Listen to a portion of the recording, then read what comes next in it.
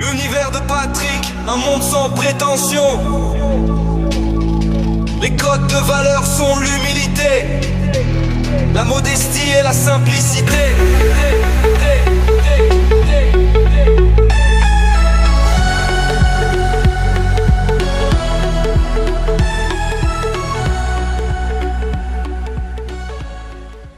Bon matin, Église de la Cité. Bon matin à chacun d'entre vous.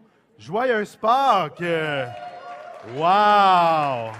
Vendredi soir dernier, on était plus de 400 avec les tables à manger, un potluck. On n'avait jamais vécu ça. La salle était pleine à craquer. On avait de la misère à se promener. C'était extraordinaire. On a passé une super belle soirée. Et ce matin encore, on va vivre un moment vraiment historique parce que on a plusieurs personnes qui ont décidé de se faire baptiser au premier ou au deuxième service. Est-ce qu'on peut acclamer le Seigneur pour ça? Wow! Hey! Vraiment, chacun d'eux ont une histoire. Chacun d'eux, on aurait pu passer tout le matin à écouter ce que Jésus a fait dans chacune de leur vie. Mais malheureusement, on ne pourra pas. Ça va vous donner les brides de leur vie, OK? Alors, mais on est en train de planifier justement de permettre à ce que plusieurs d'entre eux puissent partager leur témoignage de façon beaucoup plus longue dans un autre contexte. Peux-tu nous expliquer, Jonathan, toi, d'où tu viens et qui tu es, toi, Jonathan? Ton histoire un petit peu. Donc, moi, j'ai grandi dans un foyer chrétien. Donc, j'ai reçu les enseignements, j'ai déjà, je peux vraiment dire, je sens que j'ai déjà réellement marché dans ces voies, dans ces valeurs. Quand on vient à la vie d'adulte, c'est sûr que là, on marche dans nos propres sentiers, on a nos périodes de doute. Puis, à ce moment-là, j'avais vraiment un discours assez blasphématoire à l'égard de Dieu, au sens où je n'étais pas d'accord avec vraiment un bon nombre de choses que je trouvais qui étaient injustes. Puis que le Dieu d'amour, un bon père, quelqu'un qui est là, qui nous prend tel qu'on est, c'est pas ça que je voyais. C'est pas ça que... C'était vraiment là...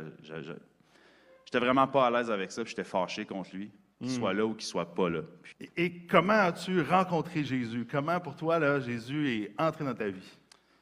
Donc, quand j'étais aux études en sciences, donc pas dans la bonne direction pour aller me rapprocher de lui, mais d'aller vers l'athéisme, bien, il y a quelqu'un qui m'a contacté, qui a fait un rêve. Puis, cette personne-là, c'était quelqu'un que je connaissais pas vraiment. Et puis, c'était quelqu'un qui me voyait, que Jésus me parlait.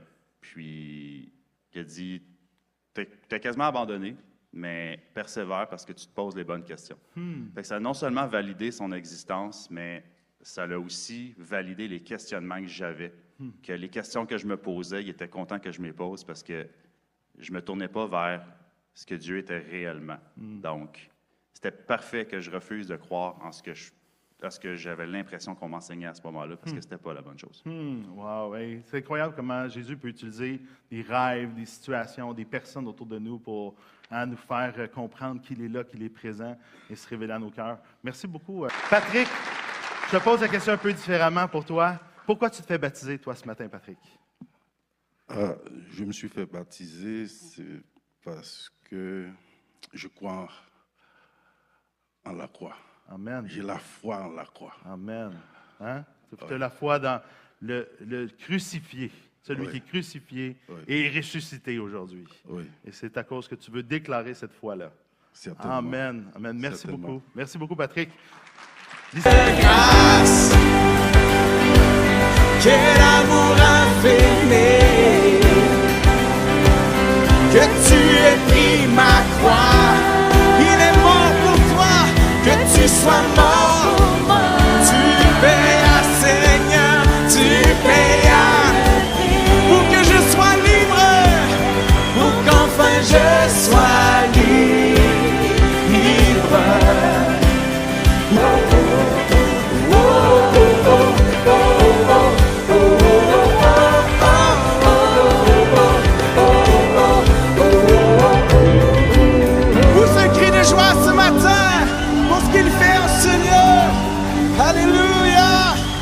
Seigneur, merci.